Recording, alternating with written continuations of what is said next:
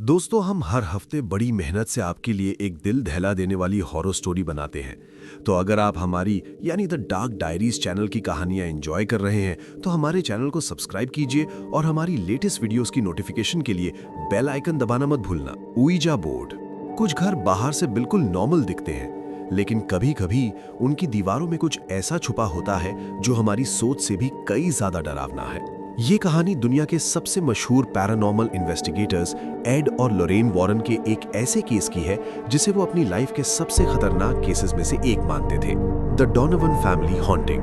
Ted और Elon Donovan अपने बच्चों के साथ रिसेंटली एक नए घर में शिफ्ट हुए थे, एक अच्छी लोकेलिटी में, एक आम सा दिखने वाला घर। शुरुआत के कुछ महीने सब कुछ एकदम नॉर्मल था, पर 19 साल की पैटी डोनोवन को नई लोकेलिटी में एडजस्ट करने में दिक्कत हो रही थी। पैटी के ज्यादा दोस्त नहीं थे और उसके मॉम डैड उस पर और उसके छोटे भाई पर बहुत सख्ती रखते थे। अपने अकेलेपन को दूर करने के लिए पैटी एक उइजा बोर्ड घर में ले आई।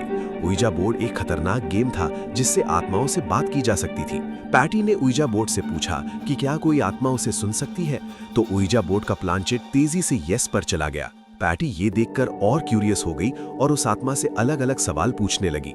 पैटी को पता चला कि वो आत्मा एक 19 साल के लड़के की है। पैटी ने उससे पूछा कि क्या वो उसका फ्रेंड बनेगा, जिस पर उस लड़के की आत्मा ने यस में आंसर दिया और वो प्लानचेट BOYFRIEND यानी बॉयफ्रेंड पर चला गया। फिर वो आत्मा पैटी की तारीफ करने लगी। उस आत्मा ने कहा कि पैटी दूसरी लड़कियों से ज्यादा सुंदर है। धीरे धीरे हर रोज पैटी उससे बात करके खुश हो जाती थी और वो सच में उस लड़के की आत्मा को अपना बॉयफ्रेंड मानने लगी। और फिर एक दिन पैटी ने उस आत्मा को उसके सामने आने के लिए कहा। जैसे ही ये हुआ, पैटी के कमरे की लाइट्स फ्लिकर करने लगी, लेकिन पहली बार प्लानचेट नहीं हिला। और उस दिन के बाद डोनोवन फैमिली के लिए सब कुछ बदल गया। इस कहानी में और आगे बढ़ने से पहले मैं आपको ये बताना चाहता हूँ कि द कंजोरिंग लास्ट राइट्स, जो एड और लोरेन वॉरेन के आखिरी केस पर बेस्ड है, वो अब जियो हॉटस्टार पर अवेलेबल है। ये उनका एक ऐसा केस है जिसे वो कभी सॉल्व नहीं कर पाए, द स्मल्स फैमिली हॉन्टिंग। जैसे इस डोनोवन केस में पैटी की लाइफ में एक उइजा बोर्ड आया, वैसे ही द कंजोरिंग लास्ट राइट्स में स्मल्स फैमिली की लाइफ में एक मिरर आया था जिसने उनकी पूरी जिंदगी ही बदल दी थी। पर ऐसा क्या था इस केस में जो वॉरेन्स उसे कभी सॉल्व नहीं कर पाए? जानने के लिए इस वीडियो के बाद जल्दी से जियो हॉटस्टार पर जाना और देखना the conjuring last rites, English, Hindi या अपनी प्रेफर्ड लैंग्वेज में। Streaming now only on Jio Hotstar. घर में अजीबोगरीब चीजें शुरू हो गई। रात के सन्नाटे में जब सब लोग सो रहे होते थे, दीवारों के अंदर से जोर जोर से ठक की आवाजें आने लगी। ये आवाजें किसी पाइप या पड़ोसी की नहीं, बल्कि फैमिली मेंबर्स को ऐसा लगता था जैसे कोई घर की दीवारों के अंदर से उनसे कुछ कह रहा हो। एक रात जब सब लोग बैठकर डिनर कर रहे थे तो दीवार पर लगी फोटो अचानक नीचे गिरकर टूट गई।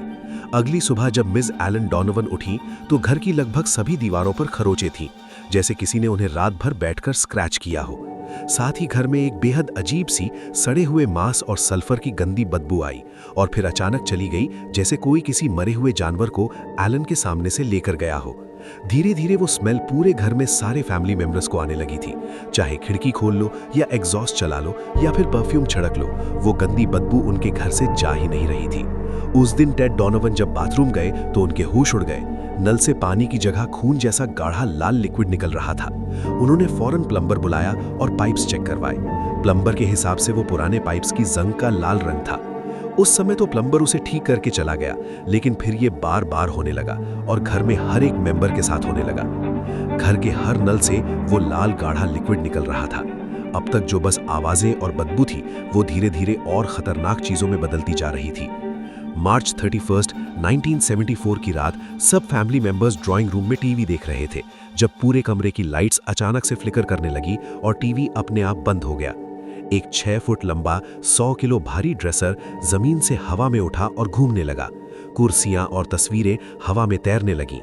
एक काले साए ने पूरे घर की दीवारों को घेर लिया था और घर में एक अजीब सी गुर्राने की आवाज गूंजने लगी। टेड डर के मारे पूरी फैमिली को लेकर होटल में रहने चला गया, लेकिन वहां भी लाइट्स जल-बुझ होने लगी और चीखने चिल्लाने की आवाजें आने लगी, जिस वजह से होटल मैनेजर ने उन्हें निकाल दिया। जब वो वापस घर आए तो घर पूरी तरह तबाह हो चुका था। घर के कालीन और बिस्तरों पर क्लीनिंग फ्लूइड्स, शराब और परफ्यूम गिरा हुआ था और दीवारों पर गंदी गंदी गालियां लिखी हुई थी। पड़ोसियों ने भी घर के अंदर से गुर्राने और चीखने की आवाजें सुनी थी। लेकिन किसी को कुछ समझ नहीं आ रहा था कि ये सब क्यों और कैसे हो रहा है। जब हालात कंट्रोल से बाहर हो गए तो टेड डॉनोवन में पैरानॉर्मल इन्वेस्टिगेटर्स एड और लोरेन वॉरेन को बुलाया। एड और लोरेन जब डॉनोवन फैमिली के घर पहुंचे तो उन्होंने घर में कदम रखते ही कहा कि वहां का माहौल दम घोटने वाला है। एड वॉरेन ने दीवार पर 2 बार नॉक किया तो जवाब में एड को दीवार से भी 2 बार नॉक की आवाज आई। घर में वो गंदी बदबू अब भी आ रही थी और नल से अभी भी वही लाल गाढ़ा पानी निकल रहा था। इन्वेस्टिगेशन के दौरान लोरेन को पैटी के कमरे के पास एक बड़ा सा काला साया हवा में फ्लोट होते हुए दिखा। उसकी आंखें लाल थीं और लोरेन उसे देखते ही बहुत कमजोर महसूस करने लगी, जैसे कोई उससे उसकी एनर्जी खींच रहा हो। तभी वहां एड आ गया और वो साया गायब हो गया।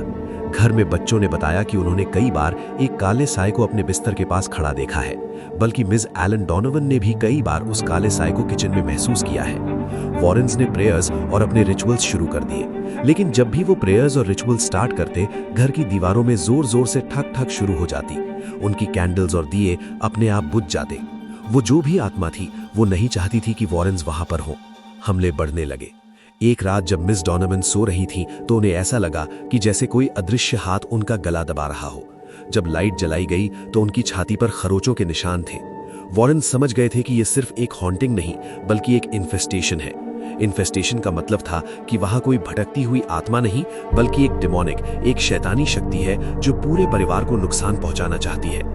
लोरेन ने यह भी बताया कि यह आत्मा इस घर से अटैच नहीं है, इसलिए वो होटल में भी उनके पीछे आ गई। साथ ही लोरेन ने यह भी कहा कि आत्मा अपने आप नहीं आई है, बल्कि इसे घर के किसी मेंबर ने खुद इनवाइट किया है। और तब पैटी ने सबको उइजा बोर्ड के बारे में बताया।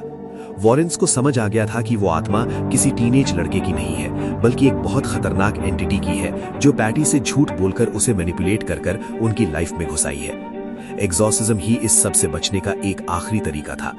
एड वॉरेन ने चर्च से एग्जॉर्सिज्म की परमिशन मांगी। जब प्रीस्ट ने एग्जॉर्सिज्म शुरू किया तो डॉनोवन फैमिली का घर किसी जंग के मैदान में बदल गया। कमरे का टेम्परेचर बर्फ जैसा ठंडा हो गया, दीवारें हिलने लगी, अजीब आवाजें आने लगी और कई खिड़कियां अचानक टूट गईं। उस समय पूरे परिवार ने वही काला साया देखा। वो उनके सामने आ गया था और बेहद भयानक लग रहा था। अचानक पैटी हवा में उड़ने लगी। वो काला साया पैटी में समा गया और पैटी की आंखें लाल हो गईं। जैसे जैसे एग्जॉर्सिज्म हुआ, पैटी दर्द में चीखने लगी और फिर वो एकदम से उड़ती हुई 5 फीट दूर दीवार पर जाकर लगी और बेहोश हो गई। घर में एकदम से सारी आवाजें बंद हो गईं। नलों से पानी साफ आने लगा। जब पैटी की आंखें खुली तो वो बिल्कुल ठीक थी। एग्जॉर्सिज्म पूरा हो चुका था।